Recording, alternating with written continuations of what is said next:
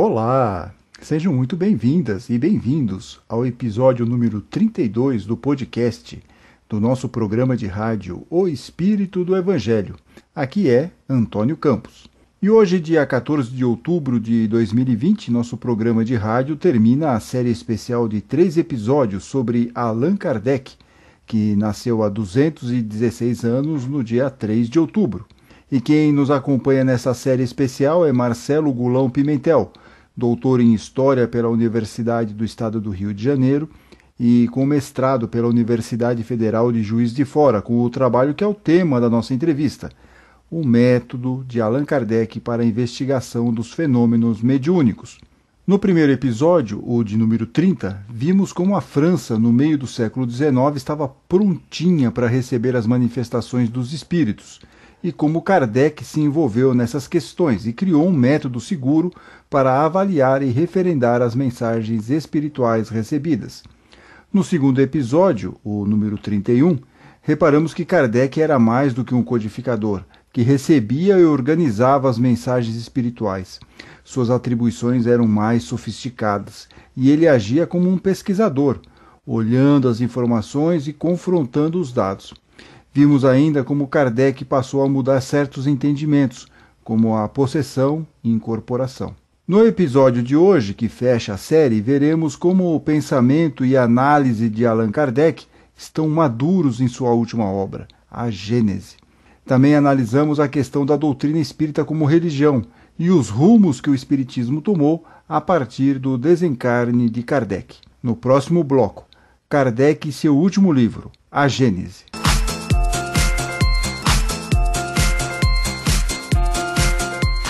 Professor Marcelo Gulão Pimentel, em sua tese O Método de Allan Kardec para a Investigação dos Fenômenos Mediúnicos, o senhor destaca que o capítulo que abre o livro A Gênese, os caracteres da revelação espírita, foi fruto de uma longa elaboração. Kardec pretendia com este texto dar a conhecer o verdadeiro caráter da doutrina espírita e aproveitar e refutar também certas críticas que a doutrina era alvo. Ele menciona que a revelação do Espiritismo foi ao mesmo tempo divina, por não ter sido provocada pelo homem, e científica, por meio do trabalho de observação e pesquisa, deduzindo hipóteses através das informações fornecidas pelos médiuns. E na articulação desses dois eixos estaria Kardec, que, como já vimos no episódio passado, não era apenas um editor, um secretário ou codificador, mas um pesquisador científico, como ele mesmo retrata seu trabalho. Todas as opiniões são discutidas, mas as questões somente são apresentadas em forma de princípios depois de haverem recebido a consagração de todas as comprovações, as quais só elas lhes podem imprimir força de lei e permitir afirmações, disse lá Kardec. Diante de tudo isso, professor, podemos afirmar que com a Gênese, lançada lá em 6 de janeiro de 1868, estava Kardec mais maduro no entendimento e consolidação do Espiritismo? A Gênese é muito pouco lida, né, pelo movimento espírita em geral, mas é talvez a obra mais madura do Allan Kardec, com certeza é. O primeiro capítulo, que é o caráter da revelação espírita, os caráteres da revelação espírita, ele faz uma visão retrospectiva do que era o Espiritismo. Isso depois de 11 anos de lançado seu primeiro livro. Então, é muito maduro em que ali ele se coloca mais como pesquisador do que como um mero editor daquilo que estava sendo revelado para ele. Ali ele admite as mudanças a respeito de seus princípios. Ali ele consolida o que para ele foi o Espiritismo como um todo. Então, de fato, a sua obra mais madura. E apesar de Kardec estar mais maduro quando escreveu a Gênese, esta obra continua sendo alvo de polêmicas. Como a tese que a quinta edição passou por modificações que não foram autorizadas por Kardec. Essa quinta edição teria sido impressa 3 anos após o desencarne de Kardec. E aí entram também elementos históricos, como os adeptos de Jean-Baptiste Rosteng, os rostanguistas, que defendiam a ideia que Jesus não tinha um corpo físico. E, a partir desse conceito, é que algumas alterações na Gênese teriam ocorrido, segundo alguns pesquisadores. Fora o papel de Pierre Lemarie, que acabou sendo o responsável pela obra de Kardec após seu desencarne. Ele meio que tomou conta do legado de Allan Kardec. E também é alvo de críticas. Como o senhor, professor, vê essas questões? Pelo que eu pesquisei, pelo que eu estudei, eu não vejo adulteração, não. Mas entendo que exista polêmica. Assim. O que dá para perceber, assim, que o Kardec mexia o tempo todo na obra. Né? Só em Livro dos Espíritos foram 17. Até na Revista Espírita, dá para ver que ele mexia nas edições anteriores. Se a gente pegar os originais franceses lá, dá para perceber que há mudança. E ele muda detalhes, ele muda parágrafos, ele retira parágrafos e tal. E dá para perceber também que o Kardec muitas vezes ele é muito enfático em dizer que algo não está de acordo com o Espiritismo, principalmente em obras do Senhor Domble, que era um nome muito importante do Espiritismo, do Senhor Edu, da Senhora Edu, que lançaram livros sobre o Espiritismo. Kardec dizia que muitas vezes essas obras tinham problemas porque não tinham passado pela universalidade, porque não estavam de acordo com os princípios já consolidados em alguns aspectos. Mas na hora da divulgação, o Kardec recomendava. Senhor Edu, a Senhora Edu estão lançando a obra tal, que é uma obra espírita, parará, parará. Então dava para perceber que ele tinha diferenças, até na Revista Espírita às vezes ele diz isso, como uma questão da política, né? Mas quando saíam as obras, principalmente as obras consolidadas, né, os livros espíritos, né, o que seriam as obras básicas, essas discussões elas desaparecem, porque não fazia muito sentido, né, você botar discussões internas numa obra que é voltada para o público leigo. Então a Gênese, a parte que foi retirada, é justamente uma parte que ele fala mal do grupo gustanguista, por aceitar a ideia de que Jesus não tinha corpo. Ele mantém a teoria de que tinha corpo, sim, que não faz sentido não ter, mas ele retira a parte em que ele reclama dos gustanguistas, que faz sentido com o que ele já tinha feito no passado. E as outras alterações, eu já li muita gente dizendo que houve mudanças fundamentais no pensamento X ou Y. Eu, sinceramente, não vejo mudança filosófica nenhuma. Ele melhora o texto, né? Que é uma coisa que a gente faz o tempo todo. Uhum. Quando a gente lê um texto nosso que vai ser publicado de novo, a gente dá uma relida para ver se está de acordo. Então, eu acho que ele fez isso. E foi publicado. Foi publicado e por aí vai. E o papel de Pierre Lemarie na condução do legado de Kardec após o desencarne em 31 de março de 1869? O Lemarie... Inclusive que o Espiritismo ele perde força porque o Lemarie ele obedecia o Kardec muito mais cegamente do que ele tinha autonomia. Por isso que o Espiritismo ajudou o Espiritismo a perder fôlego depois que o Kardec morre. Em obras póstumas ele publica aquela parte que eu estava até falando, né, dos ensaios que o Kardec engavetou e nunca tirou da gaveta. Eu acho que ele comete um grande erro de publicar a Teoria da Beleza, por exemplo. O Kardec nunca falou isso na obra espírita e até hoje é usado para dizer que o Kardec era racista. Né? Naquela época, todo mundo era racista. Né? Se achava que a raça branca, por ser tecnologicamente mais avançada, era mais avançada que as outras. Isso era fato.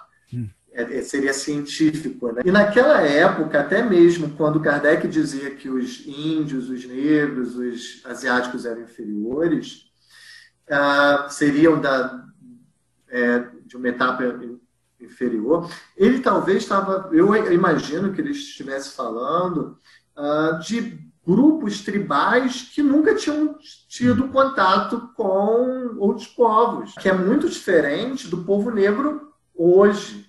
Exemplo, havia circo onde pessoas negras eram levadas e ficavam em jaulas para serem observadas pelas pessoas. O Kardec, quando faz a descrição da teoria da beleza, em que ele analisa o rosto, né, de uma pessoa negra, me parece que ele observou num desses circos, assim, né, desses parques. Mas ele nunca publicou isso. Pelo contrário, se fosse para falar sobre Allan Kardec no século XIX, deveríamos falar que ele era abolicionista. Ele trouxe a ideia que ele era abolicionista, e ele trouxe a ideia que a escravidão não fazia sentido porque a pessoa branca poderia reencarnar como uma pessoa negra. Isso está lá, claro, né? Então não faria menor sentido. Enfim, mas está lá publicado, porque o racismo se tornou ainda mais forte no final do século XIX.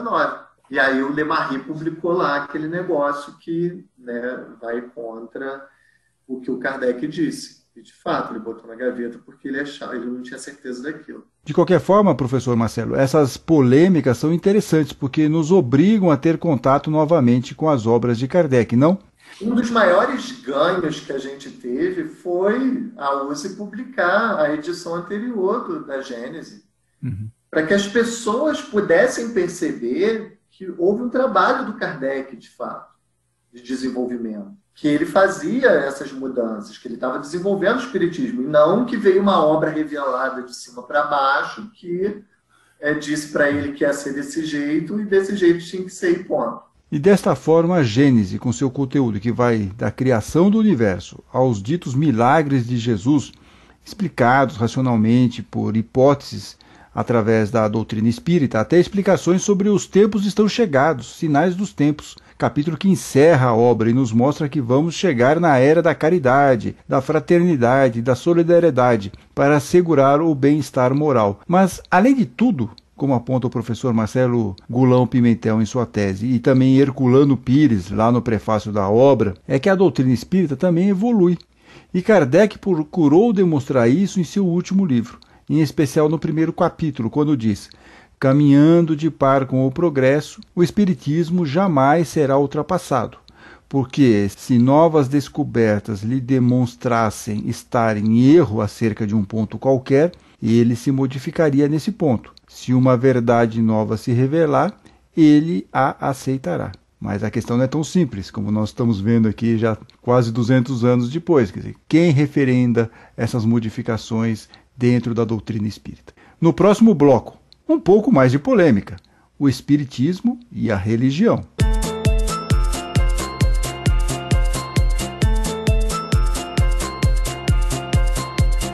O espiritismo foi erguido nos pilares da filosofia, ciência e moral, que na verdade a moral viria aí da religião do cristianismo, dos ensinos de Jesus. Sempre há muita discussão sobre isso, e se o espiritismo foi pensado mais como religião. A partir de seus estudos, professor Marcelo Gulão Pimentel, o que dá para dizer sobre esse assunto? O Kardec sempre negou o caráter religioso do espiritismo, sempre. Isso porque ele não poderia dizer que era uma religião, senão a sociedade poderia ser fechada. Não era só a política que era proibida pelo Napoleão III.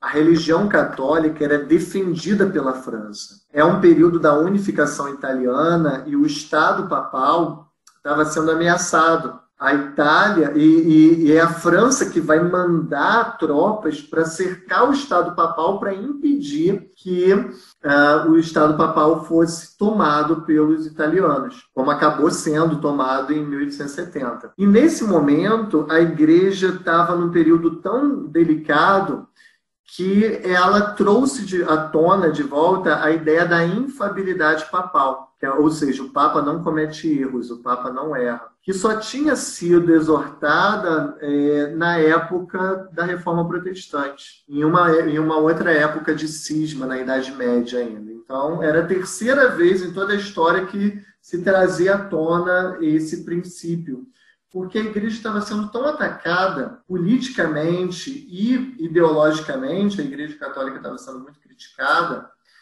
que surgiu um grupo muito mais radical em defesa dos valores católicos. E o Napoleão III era o defensor desses valores. Isso se chama ultramontanismo, né, católico, que é esse período de maior ratificação religiosa por parte dos princípios católicos, por parte desse movimento ultramontano. Então, se o Kardec dissesse que o Espiritismo era uma religião que estaria concorrendo com o catolicismo, provavelmente ele seria fechado. E é a partir de 66 que o Kardec começa a dizer que o Espiritismo é uma religião, mas não uma religião no sentido tradicional. Dogmática, com Que ritos e tal. havia uma hierarquia religiosa, rituais e por aí vai.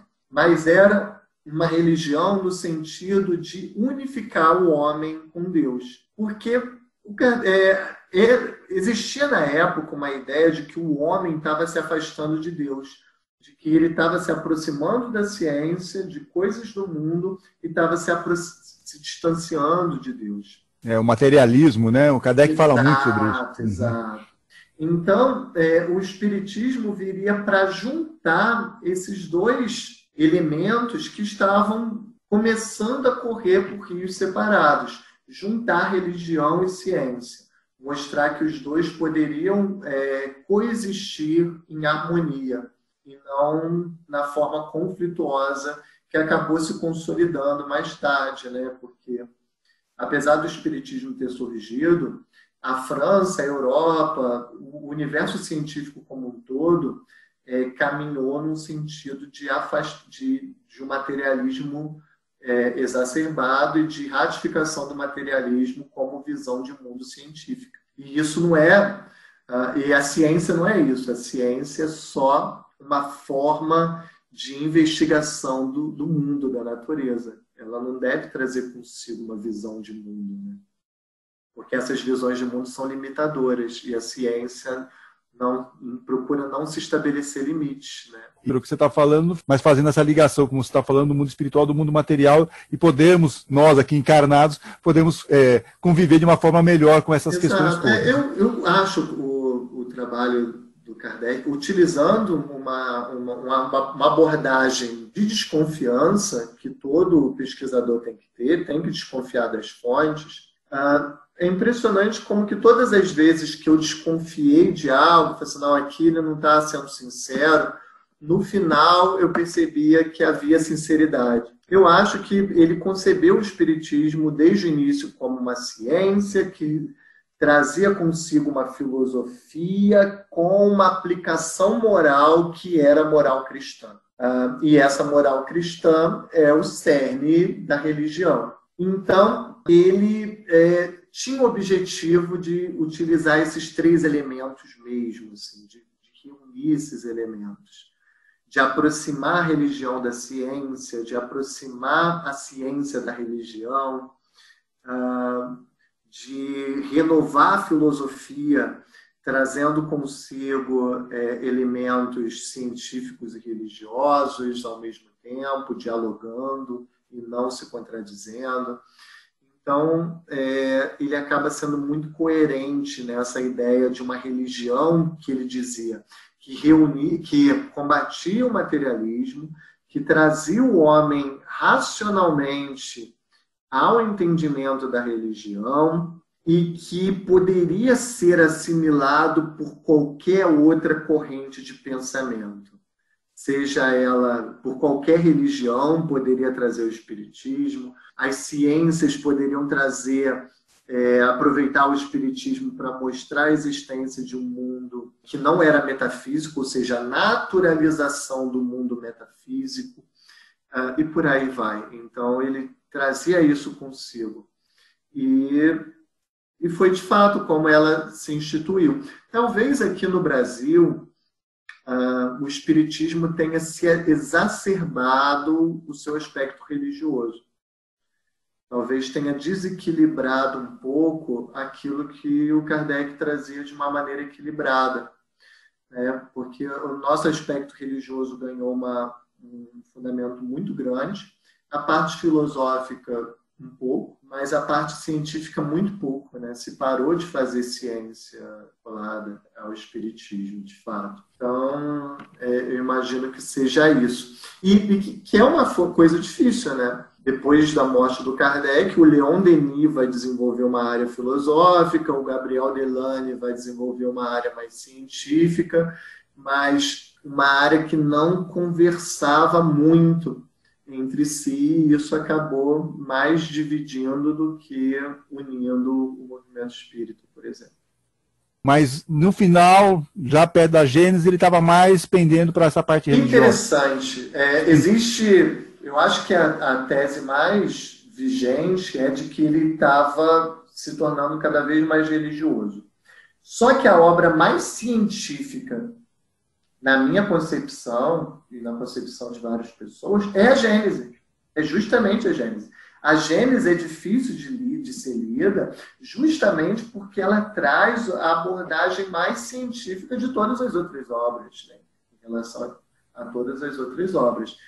Então, ele diz que o Espiritismo estava alcançando sua meta de virar uma religião, mas era uma religião com aspecto científico muito forte, que o Kardec não queria deixar de lado. Por isso que quando se fala do caráter do Espiritismo, ele está falando do caráter religioso e do caráter científico. Um depende do outro. São as duas asas de um pássaro, né, por exemplo. E aqui no Brasil a gente acabou indo por um outro caminho mais, como alguns dizem, os detratores dizem, mais igrejeiro, o espiritismo mais igrejeiro, um catolicismo com reencarnação, alguma coisa do tipo, né? Acabamos indo por esse caminho. Mas a gente conversa por uma outra... eu imagino também que tem história nesse aspecto aí, porque aspectos científicos do espiritismo, a mediunidade em si, era muito combatida pela Constituição brasileira. Então, práticas de cura, práticas de mediunidade eram vistas como formas de charlatanismo que geraria prisão. Então, isso começou a ser muito combatido. Os aspectos científicos do espiritismo começaram a ser também vistos como supersticiosos. Então, a única forma do espiritismo poder sobreviver no Brasil era sendo visto como uma religião. Professor Marcelo Gulão Pimentel, qual o legado de Allan Kardec, principalmente na parte de pesquisa científica? O interessante é que o Kardec ele deixa uma herança muito forte na França, na Europa, né? Com a sua divulgação da palavra médium, a palavra médium começa a surgir nos dicionários franceses e depois de vários outros idiomas na Inglaterra, a partir do final da década de 60, por conta do termo utilizado pelo Kardec. Outro exemplo, na França se fala espiritismo, né? Em outros lugares se fala espiritualismo moderno, o que mostra como que o espiritismo foi importante, né? Se tornou a principal forma de espiritualismo moderno na França. Mas isso do lado semântico e do lado científico, os pares dele, as sociedades que ele... Nós temos, sim, o Gabriel Delany, que vai continuar nesse processo. William Crookes vai fazer investigações, que é um cientista muito famoso, um dos mais importantes do século XIX, vai continuar fazendo investigações científicas com médiuns. O Alfred Russel Wallace também vai fazer essas investigações.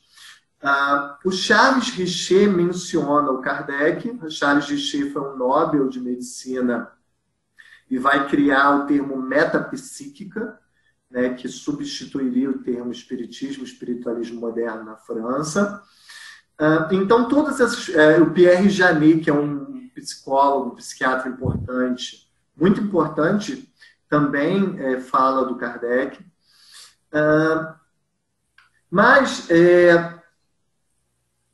essas ideias que geraram continuidade nos estudos, ela acabou não tendo uma grande repercussão na França.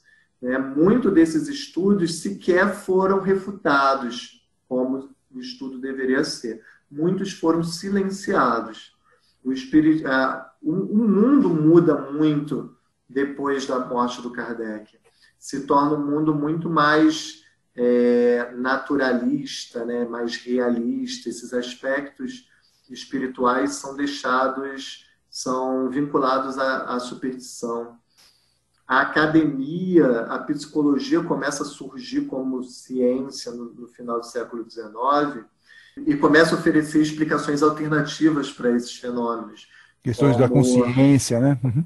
o inconsciente, Uhum. uma personalidade alternativa, histeria, doença. A psiquiatria vai utilizar esses denominações da mediunidade feitas pelo Kardec, vai transformar todas elas em tipos de loucura, de doença mental.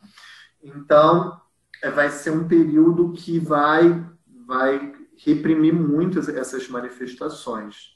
Mas essas pesquisas vão continuar. Como Kardec fez? Não, mas vão continuar.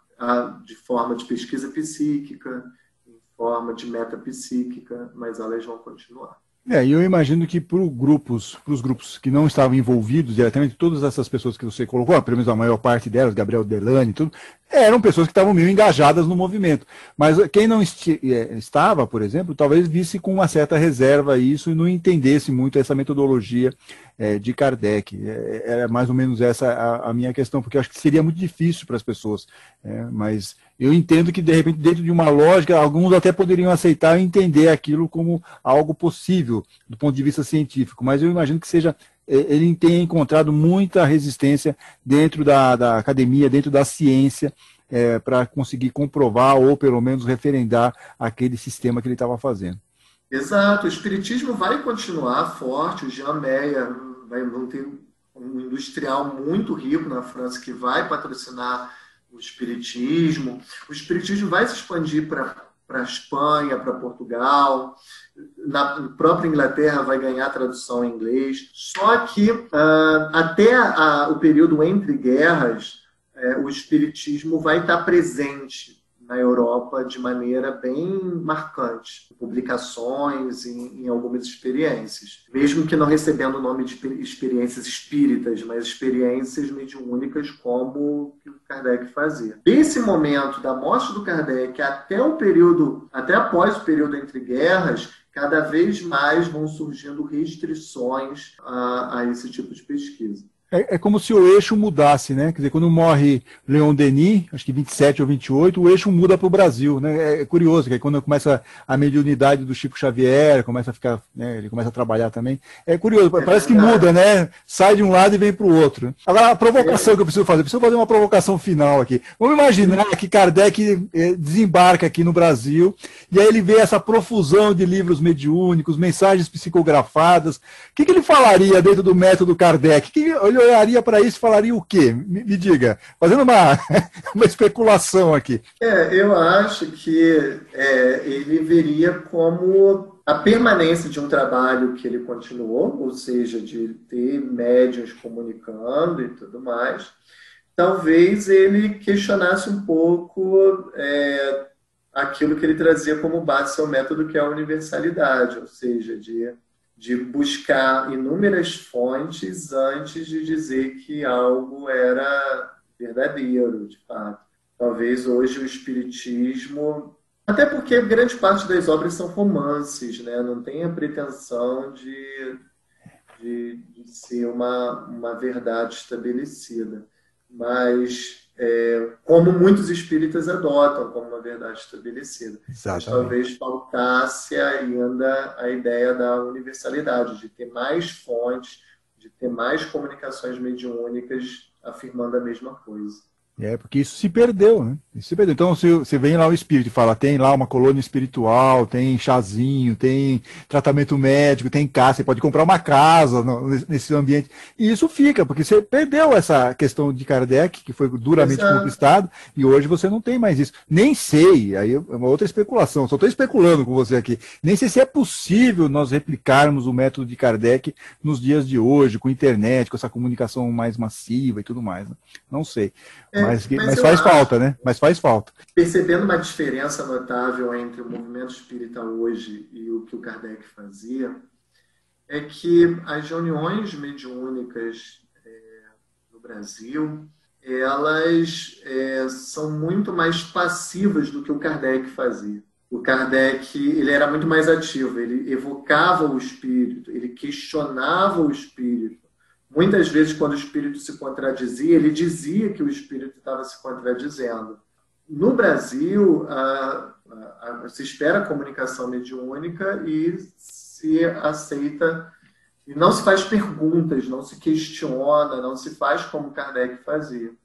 Eu acho que essa é uma das diferenças que, caso Kardec estivesse encarnado hoje, ele notaria. Assim, muito bem. Muito bem. Então, conversamos aqui com o nosso professor, Marcelo Gulão Pimentel, que é doutor em História pela Universidade do Estado do Rio de Janeiro, mestrado pela Universidade Federal de Juiz de Fora, com o trabalho que é o tema, que foi o nosso tema de hoje, nossa entrevista de hoje, que é o método de Allan Kardec para a investigação dos fenômenos mediúnicos. Professor, era para ser uma conversa de 45 minutos, 50, mas o papo foi embora, né? Ficamos aqui conversando um pouquinho mais do que o tempo normal, mas agradeço muito aí a sua participação e as suas informações aqui em nosso podcast. É verdade, o papo estava tão bom que fluiu que nem percebi passar o tempo. Muito obrigado, Antônio, pelo convite e estou à disposição. Legal. Sempre que necessário, só te chamar. No próximo bloco, sem mais polêmicas, as mensagens de nossos ouvintes.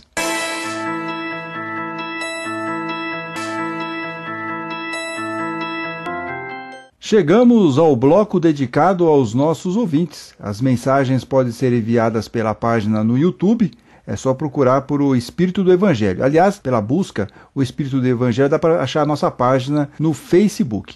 E lá no Facebook você encontra os links para fazer parte dos nossos grupos, tanto lá no WhatsApp quanto no Telegram. O santista Vitor Campos está curtindo a entrevista com o professor Marcelo Gulão Pimentel e aguardava ansioso este último episódio sobre a Gênese, livro que o Vitor está relendo e gostando. Algo, diz ele, que não aconteceu na década de 1970, quando ele foi ler a Gênese pela primeira vez, claro. E é verdade, o livro é desafiador. O próprio professor Marcelo disse que é um dos menos lidos entre os espíritas. Eu particularmente gosto das explicações consolidadas sobre obsessão e possessão, as hipóteses que Kardec levanta sobre os milagres de Jesus e o capítulo final, sobre os tempos estão chegados. Leitura muito oportuna para entendermos muitas dessas mudanças que estamos vendo em nosso planeta, principalmente aí no caso da pandemia. Agradecemos ainda as mensagens recebidas de Edi Centrim, Adoração Jimenez, Helena Sabino, Julieta Anazete, Silmara Lauara. A Silmara, inclusive, aproveitou o feriadão de 12 de outubro para colocar em dia os episódios do podcast. Agradecemos também aqui as mensagens do Ariovaldo Vieira, Regina Domingues, Sandra Sonageri, Luiz Eduardo, Maria Cecília Rodrigues e tantos outros. Muito obrigado. Lembrando que o nosso podcast, o nosso programa de rádio, O Espírito do Evangelho, pode ser ouvido em diversas plataformas de áudio, como Spotify, Google Podcast, Apple, Castbox, Deezer, Anchor, entre outras. E os episódios também estão disponíveis em nosso canal no YouTube, lá o canal O Espírito do Evangelho. Lá no canal O Espírito do Evangelho, nós já estamos com quase 100 vídeos lá de conteúdo, seja de podcast, seja de aula, seja de exposições. Confira lá no nosso canal O Espírito do Evangelho no YouTube. Inscrevam-se aqui em todos esses aplicativos que nós falamos e no caso do YouTube, ative o sininho personalizado, porque aí vocês vão receber todas as notificações. E sempre que puderem e gostarem, curtam e compartilhem estes conteúdos. E até a semana que vem, quando falaremos sobre o palpitante tema Terapia de Vida Passada. Fiquem bem. Fiquem com Deus.